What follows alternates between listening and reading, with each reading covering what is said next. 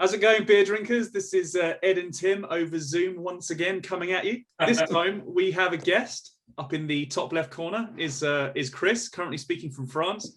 Chris is the former brewer. Oui. You happy with that? You happy with that? Of Wriggle Valley Brewery in Stallbridge in Dorset. It's a microbrewery. It's still going, even though Chris is in Dorset, because Chris sold it at the end of 2020. Yeah. And November 2021. November 2020. Hang on, 2021's now, isn't it? 2020. Sorry, yeah. At last. How many beers have you had? Yeah, we have a time machine here. So you started in 2014, is that right? That's right. Yeah. And in a place called Rhyme Intrinsica. Right, that's a good name. Yeah. And yeah, sold in 2020 and retired to France. Is retired the word? I guess technically, yeah. I think so. Yeah, I mean that's the idea, but whether it ends up being like that, I'm not quite sure. But at the moment, that is the issue. That's the plan. Yeah. I guess. Okay. So let's start at the beginning. What made you start? I decided after a life-changing event to do something completely different. I decided, because I've been a photographer for a long time, and then I lost my wife, and I decided to move and do something completely different. I went after a trip to New Zealand, really. Went to New Zealand, and I don't know. I've always done a bit of brewing over the years, and hadn't done a lot in the last 20. Home brewing, yeah. I went to New Zealand, and we travelled around New Zealand in a camper van, and we stayed in this place. We stayed in this campsite, and they had a pizza truck would come every night. But next door was a microbrewery, and they used to sell beer by the bottle, and you go and fill up your bottle and come back and eat pizza and drink that. And so it was kind of a nice thing to do. It's just something different, something I was interested. I've always been interested in making stuff. Right. And I thought, well, what better thing to make than beer? Doesn't get much better, does it? No. So we thought, yeah, we'd have a go at making beer. So that's what started it, really. From a garage.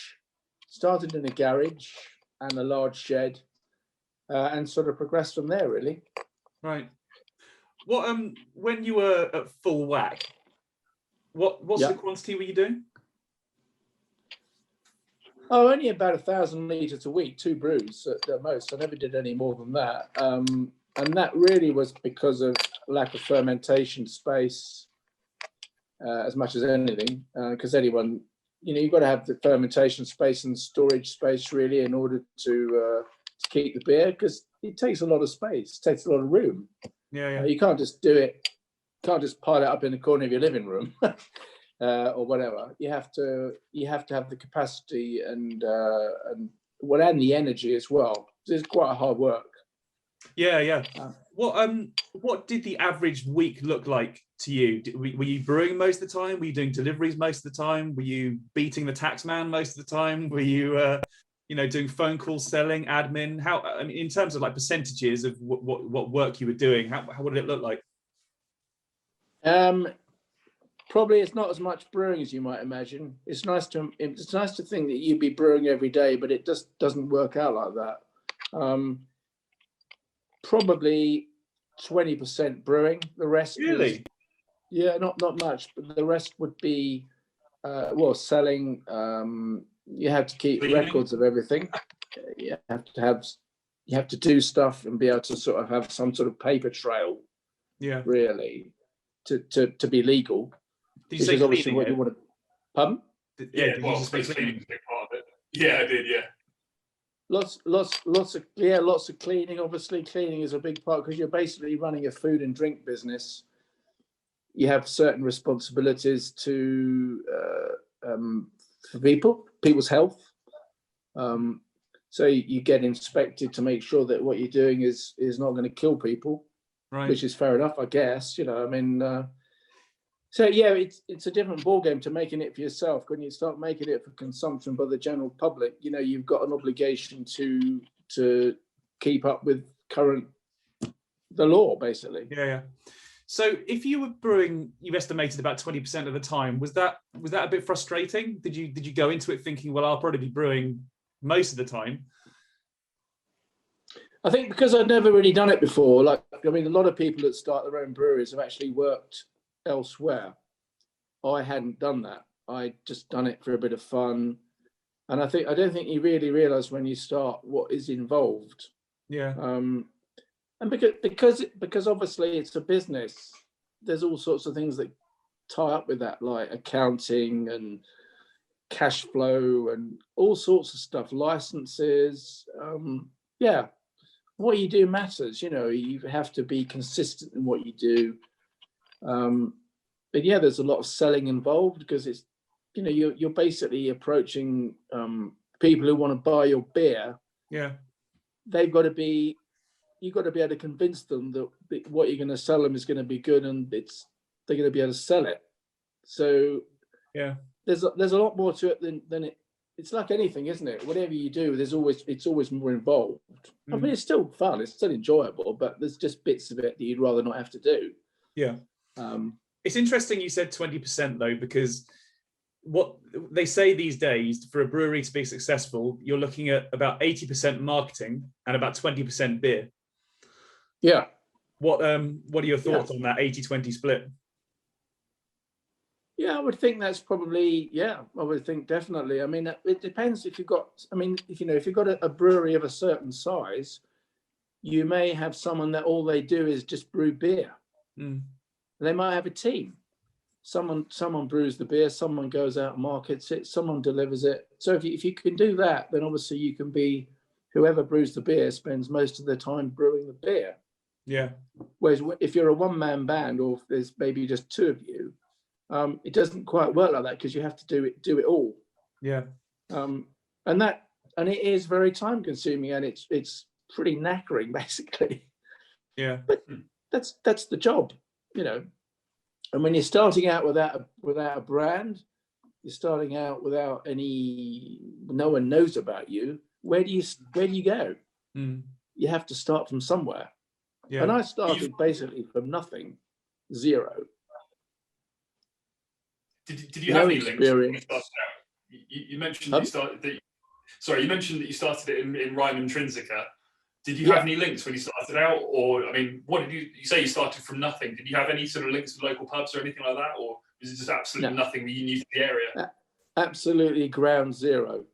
Yeah. Wow. Ground zero. Yeah. I mean, I knew nothing. Apart from a bit of home brewing, I knew nothing about brewing. I knew nothing about marketing, really. I knew nothing. I didn't know anybody. I just had to go out there and walk into a pub and say, hi, can I have a pint of that? Oh, by the way, I've got a brewery just down the road. I mean, it's kind of a personality thing as well, isn't it? A lot of people, they couldn't do that because they would terrify them. But yeah, because I'd been in the working with people in the photography business, I found that not too bad, not too difficult. So yeah, I literally started from nothing, with nothing, no knowledge, no equipment, anything. So I just started it from scratch and took it from there. Yeah. Right. It helped. I had a bit of money in the bank. I didn't have to borrow anything, and I didn't really have the financial pressure of having to make it work from day one. Right. Which helps. But if you do that, I guess then it might be slightly different. It might look slightly different if you've got to give up a job to do it. Then it could be a bit tougher. Yeah. Ed, fire away. Cheers. Yeah, your help. Yeah. Question one. Question one. What do you bench, Chris? No, I'm joking. So that's a personal question between me and Seb. A personal private joke. I was just wondering, what was your sort of home when you were into home brewing before you set the brewery up? What was your setup? What sort of equipment were you using? Oh, before I set up the brewery, I just used a what do you call them? One of those insulated things you take picnics in. Oh, like an ice box sort of thing. An ice box with a tap on. That was my mash tun. Right. And I had two stainless steel big pots with taps on, I guess, with heating elements in. One was the hot liquor tank, and the other was the boiler. Ah. And I had I think it's what do you call those, food grade plastic fermenting bin. Yeah. With a fish tank heater to keep it warm, and a sort of loose lid, and that was it really. I didn't have posh equipment. It was basic stuff, but it's basic stuff that worked. Yeah. So why change it?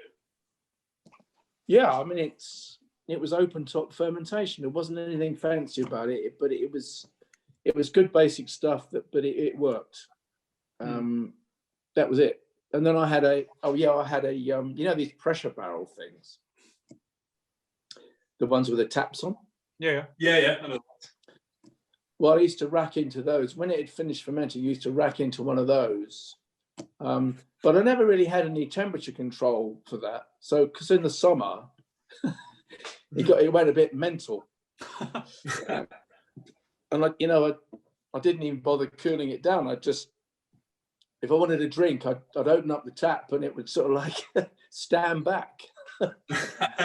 So there was a lot of learning involved, a lot of basic errors that I probably made. But the thing is, we managed to make some pretty decent beer, which at that point was all I really cared about. If it was good drinkable beer. We had a little beer festival. The first summer we did it, we had a whole few people down. We camped in our back garden and that. And I made 5 different beers. Brilliant. And then we had little tasting notes and a tasting sheets, and people put down what they liked about each one.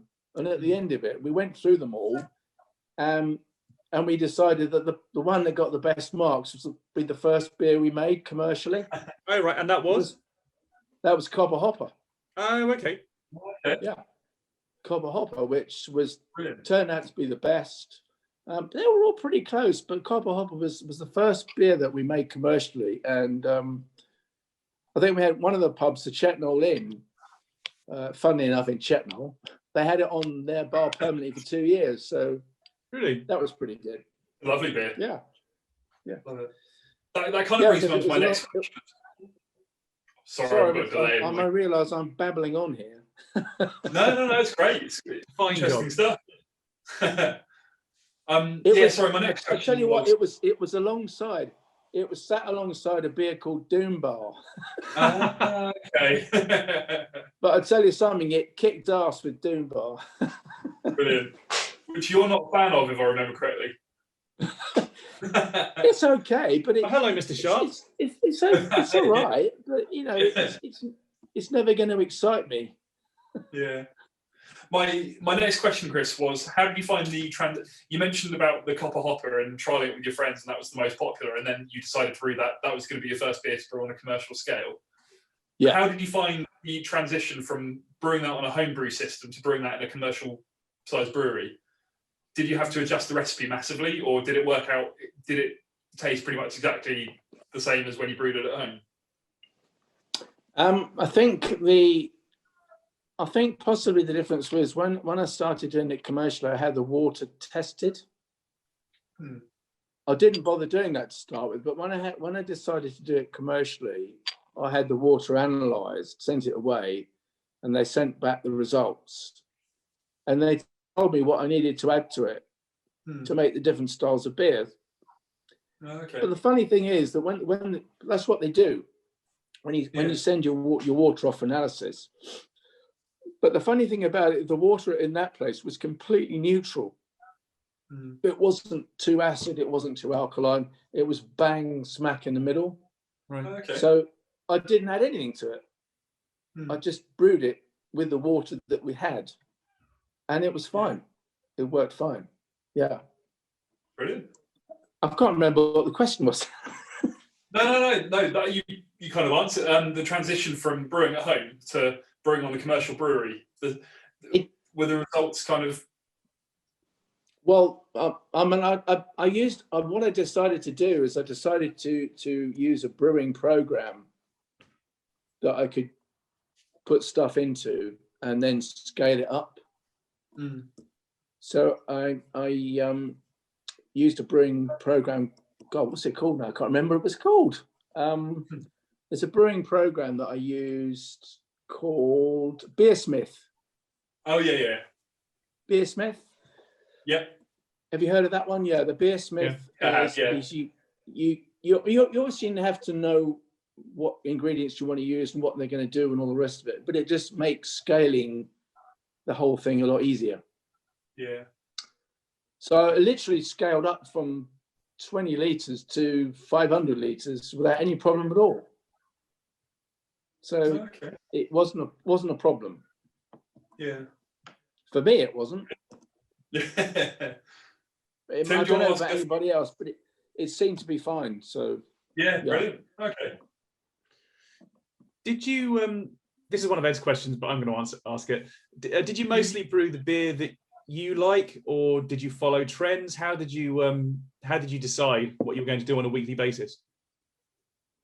I brewed the beer that I liked for the simple reason that I didn't see the point of me making or brewing a beer that I wasn't keen on, or a style that I wasn't keen on, because I wouldn't know if it'd be any good.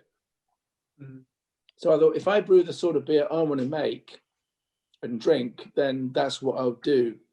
And that's so I didn't really, I mean, later on I did brew a few session beers, but session beer to me is just not the thing I want to do. It's pointless, quite honestly.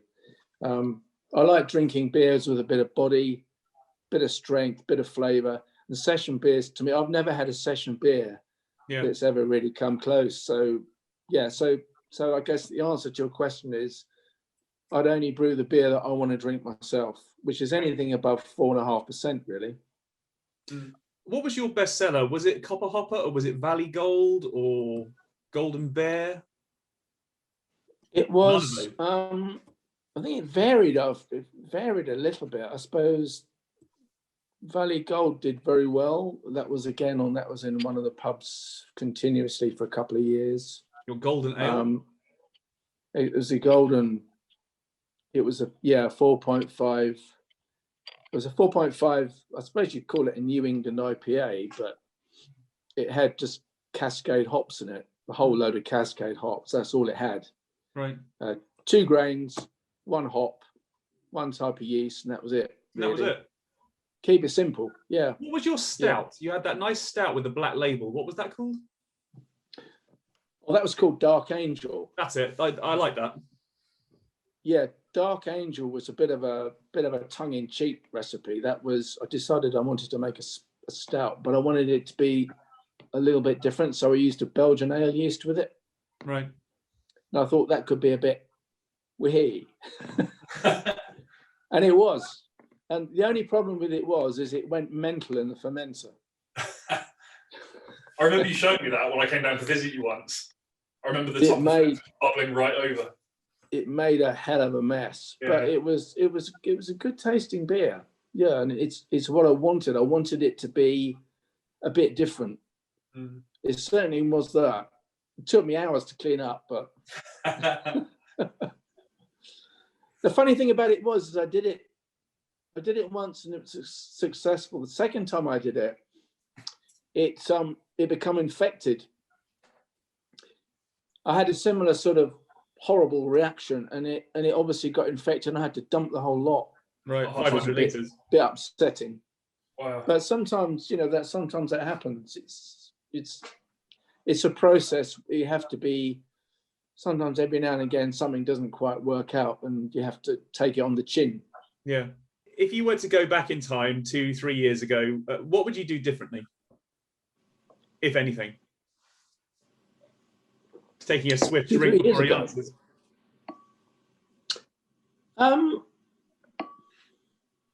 Buy more lottery tickets. I don't know really. I don't think that's a very good question. I'm not sure what I would have done differently. I suppose I might have been a bit braver. I might have said to someone, look, employ someone and go out and market the business a bit harder. I don't know. So you would have done the marketing and then they would have done the brewing, would you think? No, I wouldn't have done the marketing. I'm not The a other way marketer. around. I mean, I'm quite good at selling, but I'm not. My thing is making stuff. Really, that's what I like doing. Mm-hmm. I'm not really the sort of person that likes to go out knocking on doors. I've done it, but that's not my thing. You know, I'd want someone. I mean, there are guys out there who are very good at doing that. So I'd probably team up with someone, and try and form a bit of a, a team. Try and be a bit braver, maybe expand a bit, maybe try and do what did Brewdog do? Brewdog did the crowdfunding, didn't they? Mm-hmm. I'd probably do something like that, I guess. Yeah. So that's probably what I would have done. It's worth noting that Wriggle Valley is still going. It's still trading. It's trading under Matt, who's taken it over. Yeah. Yeah.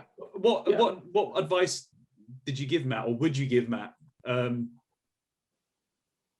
Just one bit of advice if you had to.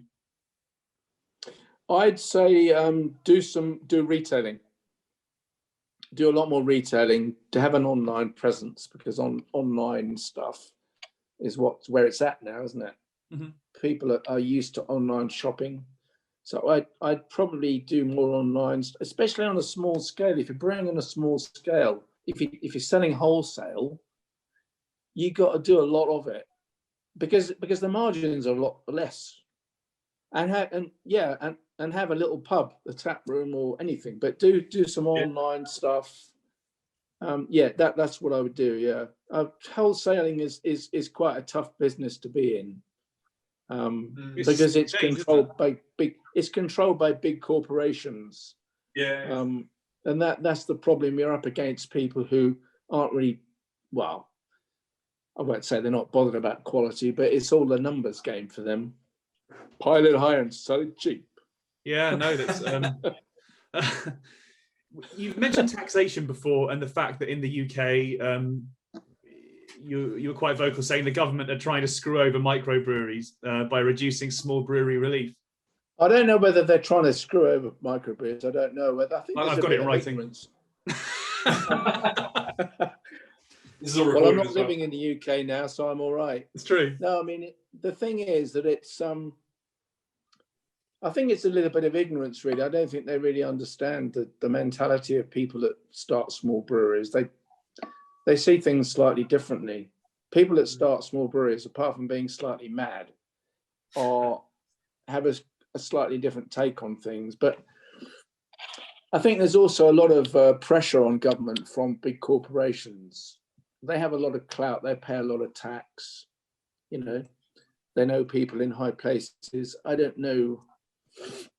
They have a vested interest in getting rid of people like me, I suppose, because they don't like their margins being attacked. Mm. The more small breweries there are making good beer, the more they lose margin, or they lose business. So I don't know how much. I don't know how much of it is literally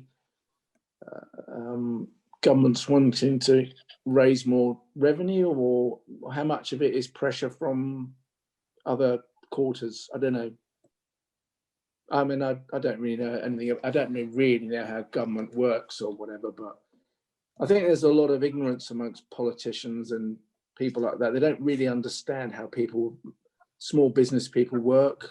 I was going to say that what you've been saying about small breweries, they just don't get it. It's exactly the axe that small business owners grind as well. It's frustrating. Everyone seems to think that small business owners, it's all right for them. They're doing really well, they're earning loads of money. In reality, they don't. Mm. I'm sure you probably agree. Any small business struggles to do reasonably well. Yeah. So leading on to the financial side of things then, because that's the real sort of, I guess, nuts and bolts of it. How did you do? Don't need to give us specifics, but could you pay yourself? Well, it depends what you mean by paying yourself. Well, it was all right for beer. I was never sure. Not really. I mean, I guess not. No. I mean, it was very difficult trying to pay yourself a salary. It was on the scale that I did it.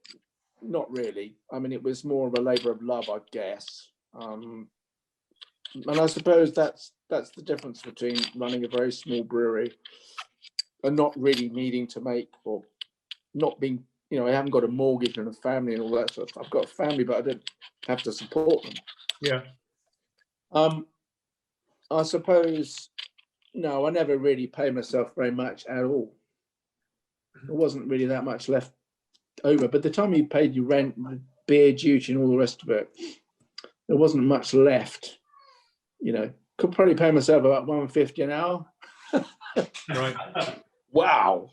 So you swine. In that case, then, because so many people view starting a brewery as like the holy grail of getting their life sorted and doing something they really enjoy day to day, what would you say to Mr. New Brewdog who comes along and wants to turn over £1 million within a year or two? It's probably not difficult to turn over £1 million. How much of that is profit is the question. That's the bottom line, isn't it? As someone said to me once, turnover is fantastic, but turnover is just pure vanity. You can turn over £1 million and make £1,000. Yeah. It's the profit. It's the profit that you make at the end of it, which is the important bit. I would say I would never discourage something from doing what they want to do. I never discourage something. If they want to run a brewery, then run a brewery, but understand that you're probably not going to make as much as you think you're going to make. But then you could apply that to any other business. Yeah. Particularly in year one. I mean, if you're still there at the end of year one, and particularly year two, then it's worth pursuing.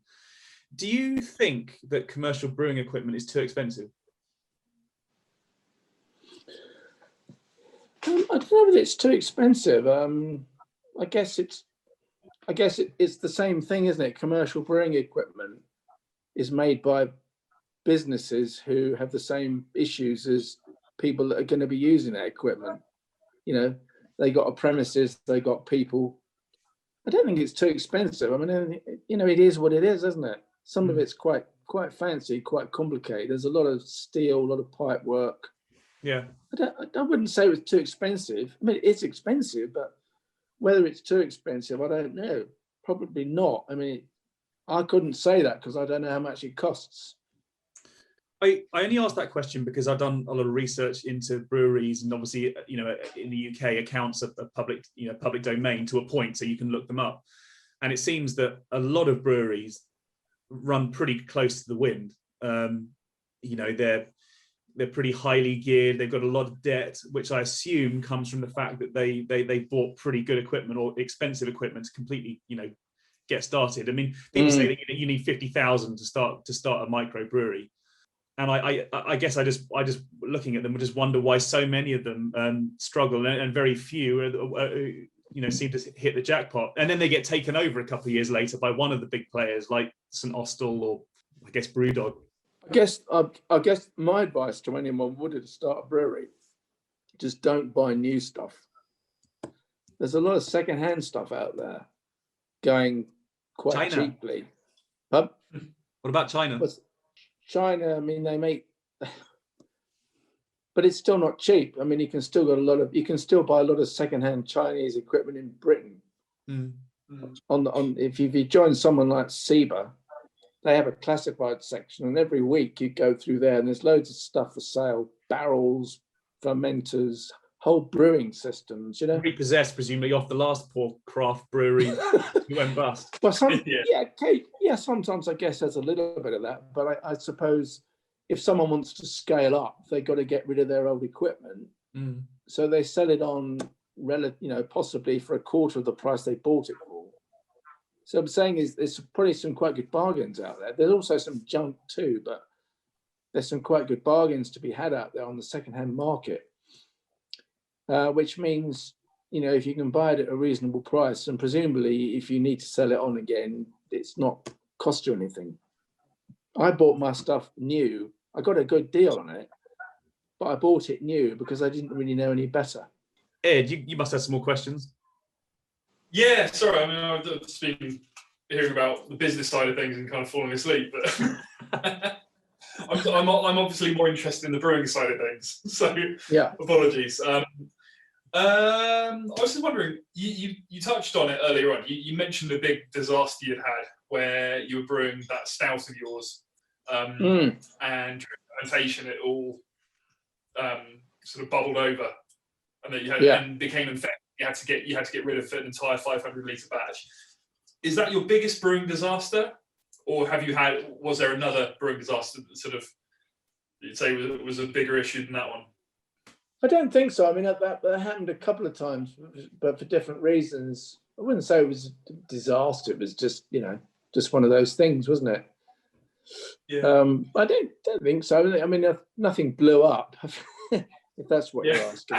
Nobody died. I had a bit of a hairy moment once when a heater. I don't know why a heater decided to overheat and a load of rubber sort of got dissolved in the beer. So I had to throw that away. Obviously, you can't, when you're dealing with stuff that people have got to eat and drink, you can't mess about with stuff like that. So the little things like that, I mean, it was, but no, I suppose the stout was the most disappointing thing, in as much that it obviously, because it bubbled over, it got infected, and that's the only reason I had to throw it away. There wasn't anything bad about it apart from the taste. No. Yeah. Must be hard to accept though, after a full day of brewing, and then obviously it's been fermenting for a few days, and then that happens, and then you realise it must be hard to accept.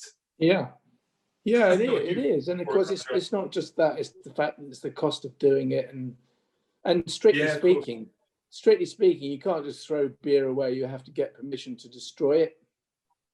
Really? Is that right? Once you've brewed beer, the tax is payable on it, not dewable, payable on it, and you have to, strictly speaking, you have to ask permission to throw it away, or pay the duty on it.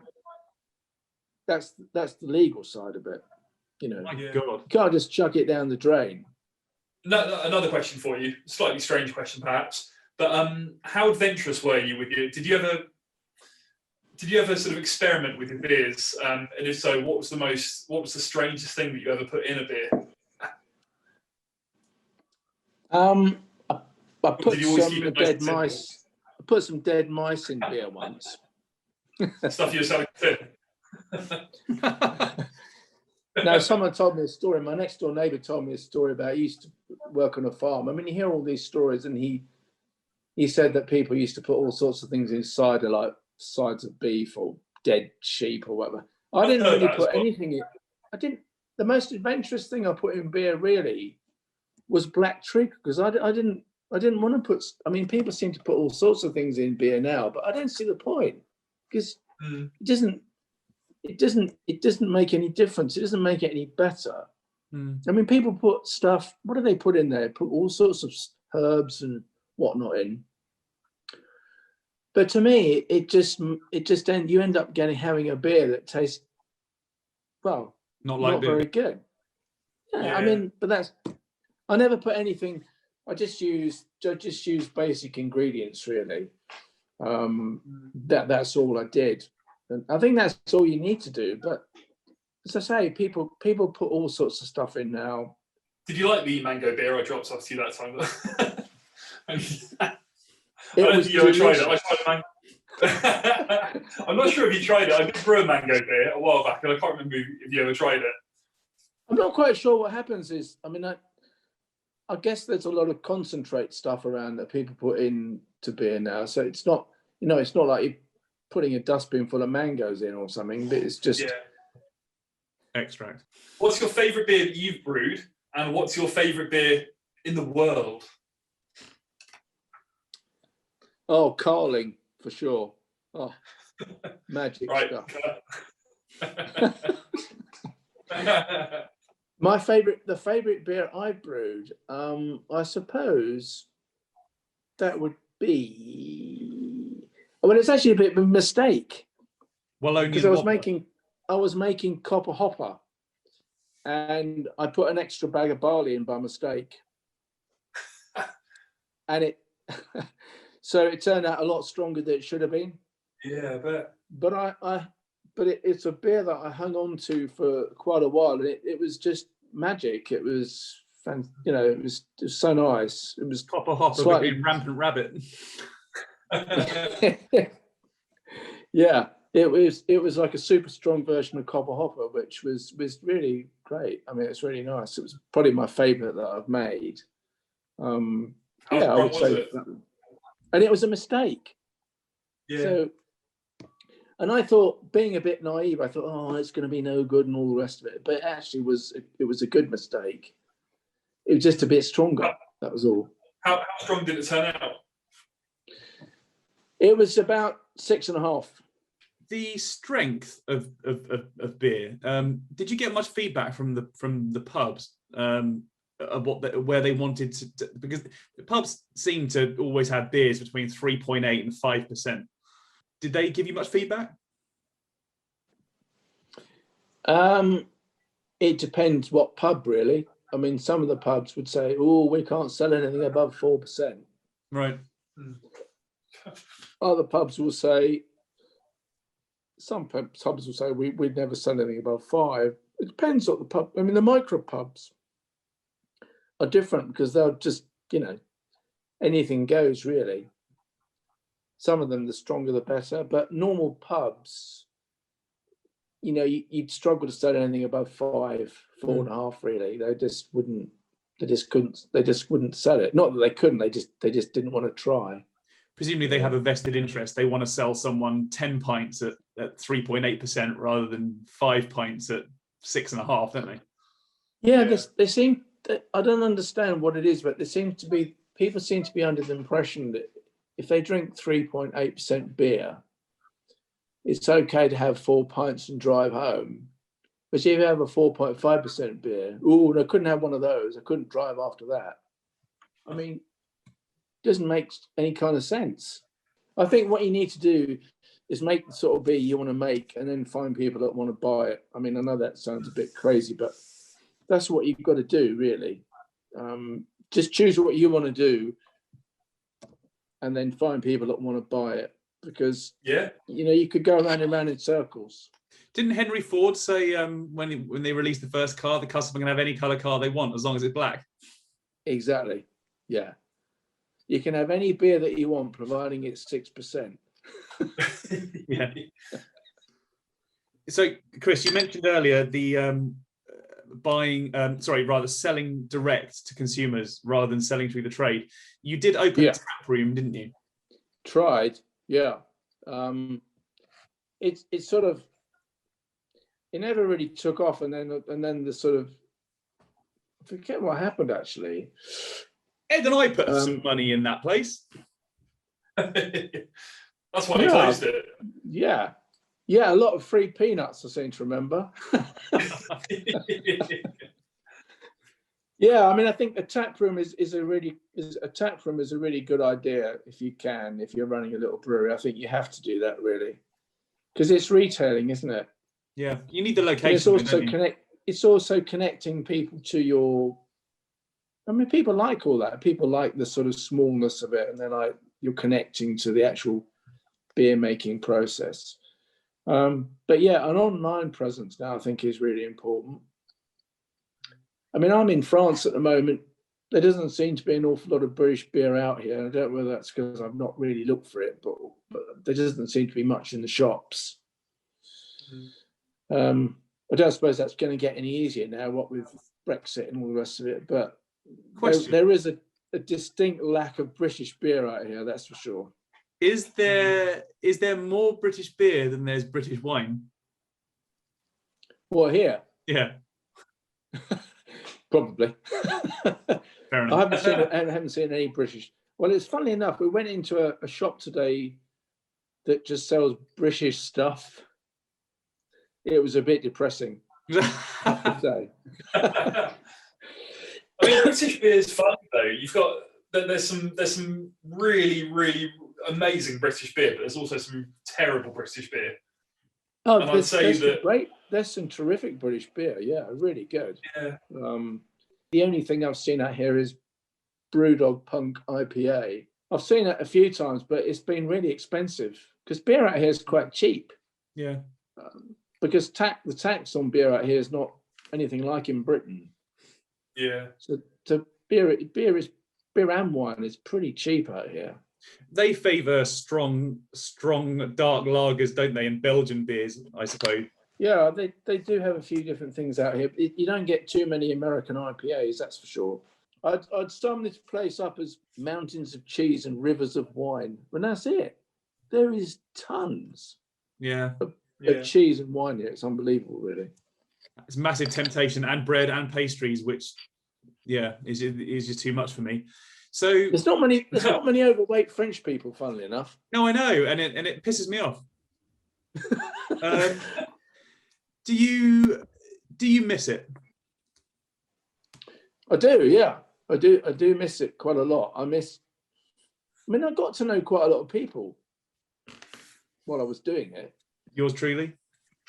Yeah, exactly. Yeah, and I do miss it. I miss the creativity down the of bottom. I miss the creativity of it, and I do miss it. Yeah, there's no question about it. I do miss it. But the thing about it is really a hard physical graft. It's a young man's, well, I say young man's game. It is pretty tough physically, and you're on your feet all day. And but yeah, on the whole, I'd say I really do miss it. Yeah. So, Chris, you're going to contribute to the Brew Bros channel. Maybe do a monthly video once you're set up in the new place. Yeah, I think so. Yeah, that'd be good. Yeah. Yeah, that'd be quite good. I'd have to set up some new beers, won't I? You will do. Do you think that you'll get something like a Grainfather or anything like that? I think a Grainfather would be quite good, because then you can do like double decoction mashing and all that sort of stuff, can't you? Not that I understand any of that stuff, but it might be quite good to experiment. I mean, if I want to drink American IPAs out here, I'm going to have to make it myself, I think. Right. Yeah. Because the Brewdog is quite expensive. I think I can do better than that anyway. Well, that's why they started, wasn't it? That's why they started Brewdog, because they couldn't find the beers they wanted over here. So they thought, well, we'll try and brew them ourselves. Similar thing for you over there. Have you seen they've released all their recipes? Yeah. It's hundreds DIY of dog. Yeah. Everything, in all the specifics, everything. Yeah, talking about brewing Brewdog beers, doing a superior job. Check out my Elvis juice. Ed's got an Elvis juice that he's probably nearing the end, isn't it now? Yeah, check it out. No, I don't know. Can I do that? I'll tell you the one thing I found. I know this sounds a bit strange, but I found one thing that if you have empathy for the ingredient, because you're using natural ingredients, aren't you? If you have a bit of empathy for them and a bit of respect, you get a better beer. Okay. I know it sounds a bit weird, but you do. Yeah. I think. I've got another question, actually, if you don't mind. The malt you were using when you were running your brewery, where were you getting it from? Were you getting it crushed, or did you crush it yourself? I got it pre-crushed because I didn't really have space for a milling machine. Yeah. So I need quite a big one. You see, if you're doing homebrew, it's different, isn't it? You can make up your own little thing. Yeah. I got it pre-crushed because, it would always come at the same level of crush, I suppose. Yeah. Consistency. It's all down to consistency. Yeah. The less variables you have, the easier it is. Yeah. I suppose we covered water earlier on to start to about the malt. The hops, we're using whole hops or pellet hops? No, I always used whole leaf hops. Yeah. Okay. Pellet hops tend to use when you've got different brewing equipment, like whirlpooling and I just used ordinary leaf hops. Yeah, it's all I've ever used. Yeah. Yeah. So again, keep it simple. You don't need to make it. You don't need to make it complicated. Yeah. Providing you keep things nice and clean and sterile, not sterile, but sanitized, you can get away. You can make some pretty good beer making pretty basic ingredients. True. You don't have to throw the kitchen sink at it. That's where I think most people go wrong with home brewing. I was saying to Tim the other day that with the sanitization side of things, I think that's where home brewing gets its kind of iconic tang from. I've only ever used dry yeast. All right. I've never rehydrated dry yeast. Yeah. A lot of the home brew recipes say rehydrate yeast. I've never done it. Yeah. The reason I've never done it is because it's another stage that can go wrong. Yeah, absolutely. And I've always pitched dry yeast into the beer and we've never had a problem with it. So therefore, why change it? If it works for you, why change it? Why bother rehydrating it? And then it's another vessel you've got to clean. It's another process you've got to go through. And every time you go through a process, there's a potential for it to go wrong. Yeah. Introduce some sort of infection. I'm a great believer that if it works, then do it. So to crystallize, to use that bit of jargon, crystallize your input this evening. Yeah. What you're saying is respect your ingredients. Yeah. Keep it simple. Yeah. Sell direct to consumers as much as possible. Yeah. Buy second-hand equipment. Yeah. Be young and fit. Yeah. That rules Ed out. Grow some hair. And don't. When I say young, I mean it depends. I mean when you say young, I mean anything under the age of about 80 is fine. You look pretty good for 84, by the way. Stone? Yeah. And don't mess around with wacky ingredients too much.